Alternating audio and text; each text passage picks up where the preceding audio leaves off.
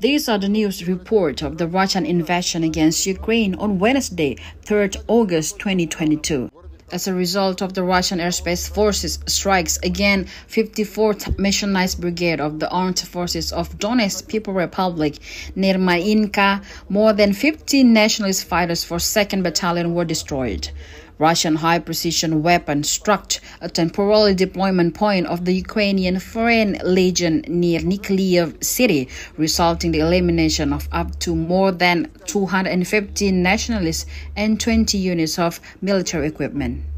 Russian Defense Ministry spokesperson Igor Konashenkov said that the high-precision strikes of the Russian Space Force led to the elimination of more than 500 nationalists for the 92nd Mechanized Brigade of the Afghan Armed Forces and large amounts of military equipment in Mereva and Shugoyev in Kharkov region.